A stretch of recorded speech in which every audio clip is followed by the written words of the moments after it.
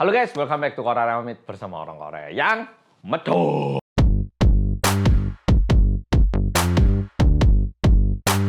Oke, follow. Kali ini aku pengen menceritakan robohnya jembatan Seongsu. Kejadian ini terjadi pada tanggal 21 Oktober 1994. Dan ini merupakan kejadian yang merobohkan hati warga Korea, lebih tepatnya warga kota Seoul. Jembatan ini merupakan jembatan yang bernama Seongsu. Ini merupakan jembatan penghubung bagian utara kota Seoul dengan bagian selatan Seoul. Jadi kota Seoul itu terbagi utara dan selatan. Yang ini kita panggil Gangnam, yang ini kita sebut Gangbuk. Dan ada banyak jembatan, dan Seongsu ini adalah salah satunya. Dan lebih tepatnya, pada hari itu 0020, bisa dibilang pas malam hari ataupun subuh hari, jembatan itu sudah mulai kayak ada bunyi-bunyinya dari 0020 hingga jam 2.30 subuh.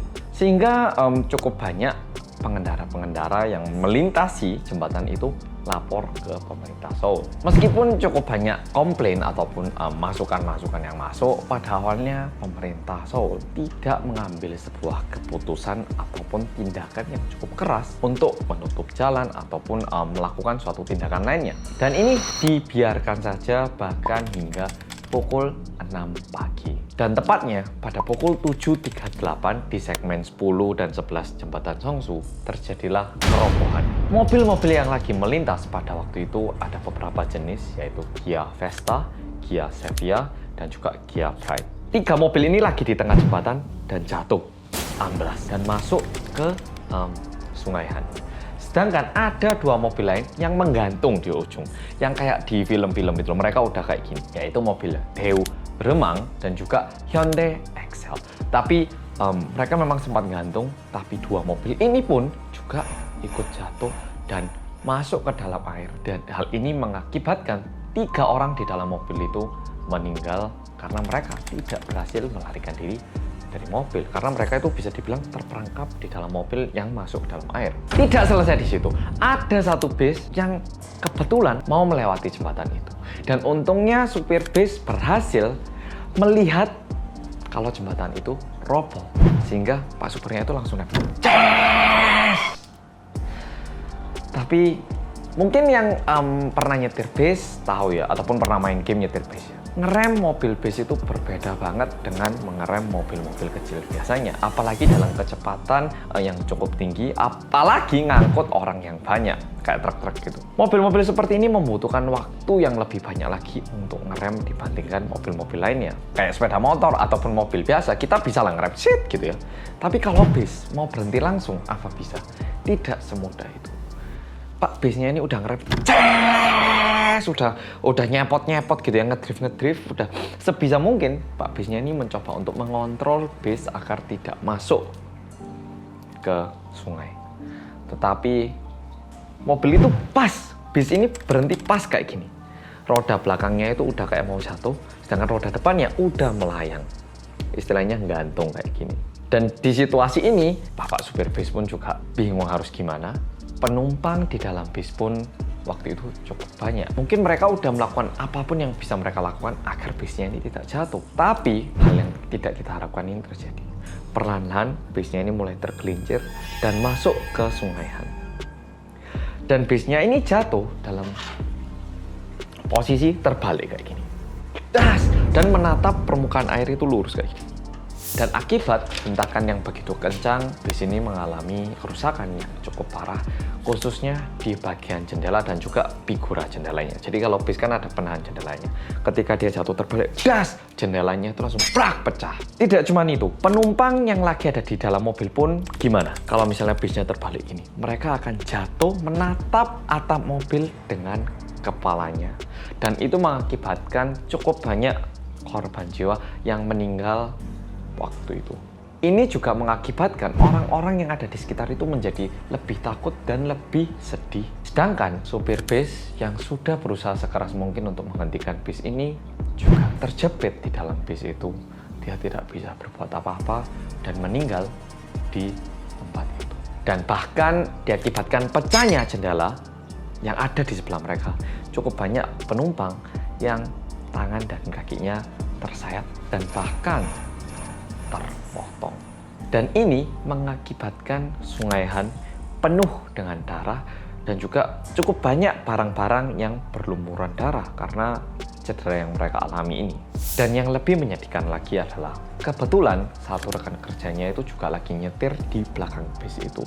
Dan dia menyaksikan langsung bagaimana rekan kerjanya jatuh dan masuk ke dalam Sungai Han. Dan bagaimana dia meninggal. Hingga saat ini dikabarkan rekan kerjanya yang menyaksikan supir bis yang meninggal ini, hingga saat ini itu masih mendoakan rekan kerjanya setiap tahun. Mungkin rasa trauma atau sedih yang dia rasakan itu jauh dan lebih dari yang bisa kita bayangkan. Seperti yang tadi udah aku bilang, total kendaraan yang masuk ke dalam air ada 6. Ada 1 bis dan 5 mobil yang jatuh. Dan total penumpang yang masuk ke dalam Sungai Han ini ada 49 dan 32 diantaranya meninggal di tempat. Kebanyakan dari korban ini adalah penumpang bis karena di bis sendiri itu ada 31 orang dan 29 dari penumpang bis beserta supirnya meninggal. Mungkin polo-polo ada yang tanya, kok yang meninggal lebih banyak di bis bukan di mobil biasanya? Kan mereka juga sama-sama di dalam mobil dan sama-sama tenggelam di Sungai Han. Perbedaannya apa? Kalau misal bis yang tenggelam itu adalah bis luar kota yang biasanya mewajibkan menggunakan sabuk ya, ataupun bis jarak jauh atau bis ke bandara, biasanya itu mewajibkan menggunakan sabuk. Tapi kalau bis dalam kota itu jarang menggunakan sabuk karena bakal turun naik dalam waktu yang singkat. Sehingga ketika bisnya terbalik, penumpangnya pun langsung merasakan impact dari kecelakaan itu.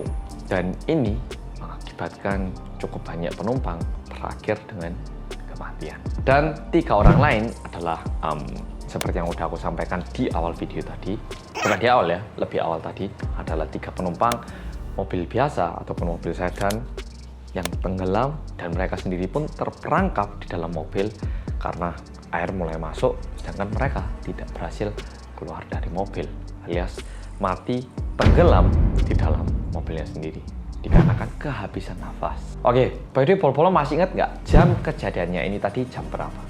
Betul, jam 7.38 pagi. Ya itu jamnya apa? Jam-jamnya kalau di Indonesia mungkin udah masuk sekolah ya. Tapi kalau di Korea jam-jam segitu merupakan jam-jam berangkat kerja dan juga merupakan jam untuk siswa-siswi sekolah berangkat ke sekolah. Sehingga di bis yang tadi terbalik itu cukup banyak anak-anak ataupun pelajar yang masih bisa dibilang usianya itu muda banget. Dan yang lebih menyedihkan lagi, ada 1 pelajar. Tentu semua korban kematiannya cukup menyedihkan, tapi ada 1 pelajar yang kebetulan pada hari itu ada ujian praktek dan memilih untuk naik bis yang tenggelam tadi. Karena pelajar ini dari dulu itu dia pengen mendonorkan organnya ketika dia mati. Akhirnya keluarganya menyetujui untuk mendonorkan organ tubuh anaknya. Tapi sayangnya dia ini baru bisa diselamatkan setelah 6 jam setelah kejadian, sehingga organ tubuhnya tidak bisa didonorkan. Namun tubuhnya ini akhirnya diberikan alias didonorkan, tetap didonorkan ke salah satu universitas yang terkenal, yaitu Universitas Korea ataupun Korea University. Dan tubuhnya ini digunakan untuk latihan praktek mahasiswa ataupun mahasiswi Fakultas Kedokteran. Uang yang mereka terima setelah menyumbangkan putrinya ini pun disumbangkan lagi kepada pelajar-pelajar lainnya sebagai beasiswa. Bayangkan sudah harus kehilangan anak, tapi orang tuanya tetap menyetujui apa yang anaknya inginkan ketika dia hidup, dan uangnya ini pun disumbangkan lagi untuk anak-anak yang lainnya. Masih bisa berbagi kebaikan dalam situasi seperti itu. Nah, sekarang kita sudah mengetahui adanya kejadian seperti ini. Tapi, Polo tahu nggak apa yang sebenarnya mengakibatkan kejadian ini? Apa? Tentu tidak hanya satu alasan. Ada beberapa faktor yang mengakibatkan terjadinya kejadian ini. Pertama, pembangunan yang kurang sempurna di tahun itu. Jadi, jembatan ini dibangun pada tahun 1970 dan dikabarkan bangunannya itu masih kurang sempurna ataupun masih banyak kecerobohan. Yang kedua, bertambahnya jumlah mobil yang begitu pesat di kota Seoul.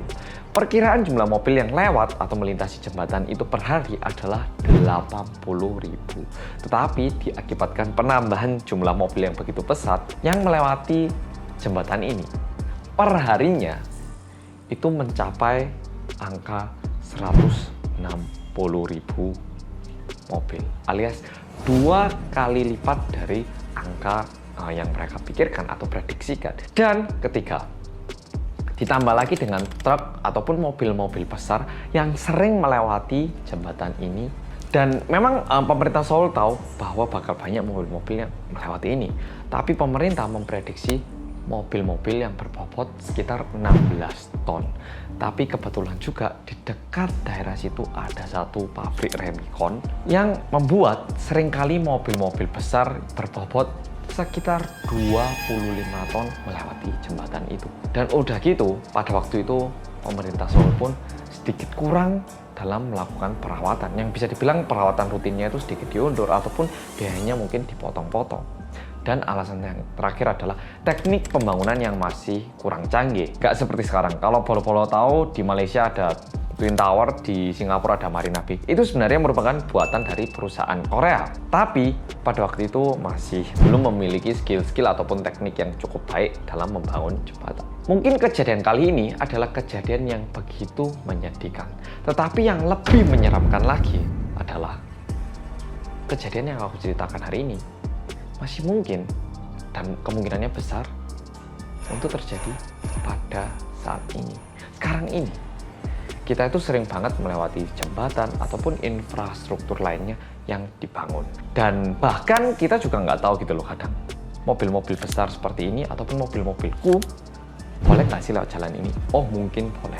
Diawali dengan ketidaktahuan yang berakibat merusak infrastruktur bersama ini. Ini merupakan kejadian yang membuat kita itu harusnya sadar. Kita itu jangan sampai bilang, oh yang penting sekarang nggak apa-apa. Itu merupakan awal dari pembuatan bom waktu. Yang kita nggak tahu kapan bom itu akan meledak. Dan kapan itu akan melukai, bisa jadi keluarga kita, orang yang kita sayangi, atau bahkan nanti yaitu anak cucu kita yang bakal mengalaminya. Memang merawat sebuah infrastruktur itu membutuhkan biaya yang cukup besar dan juga membutuhkan waktu yang banyak. Kadang itu malah bikin macet, kadang itu biaya juga mahal, padahal masih bisa dilewati. Dan bahkan kita juga pas lewat, yang penting aku lewat aman nggak apa-apa. Kita itu sering banget bilang kayak gitu. Tapi, janganlah kita itu menyesal. Nanti itu bilang, tahu gini dulu itu macet dikit nggak apa-apa, yang penting jembatannya sering dirawat. Dan ada satu lagi hal penting yang pengen aku sampaikan melalui video-video kali ini. Banyak banget perusahaan-perusahaan pembangunan infrastruktur dan aku berharap perusahaan-perusahaan seperti itu kedepannya itu bisa mencari keuntungan yang banyak dengan membuat infrastruktur yang kuat dan bisa dipercayai dan membuat rakyat ataupun warga sekitar itu merasa nyaman. Sehingga mereka itu mendapatkan banyak proyek. Dan keuntungan yang mereka dapatkan ini karena mereka melakukan banyak proyek. Bukan dengan mengorbankan kualitas dari proyek yang mereka lakukan. Oh, jembatan kalau menggunakan material yang harganya gini, untungnya kecil, cuannya kecil. Wow, pakai kualitas ini aja, cuannya lebih besar. Aku harap hal-hal seperti itu tidak terjadi lagi di tahun 2020 akhir dan 2021. Oke Polo-Polo, video kali ini sampai sini. Nah, apa yang Polo-Polo rasakan? Tuliskan di komen. Dan apakah ada infrastruktur yang menurut Polo-Polo perlu diperbaiki di dekat ataupun sekitar Polo-Polo? Oke Polo-Polo, jadi video kali ini sampai sini. Makasih sudah nonton dan sampai jumpa di video berikutnya.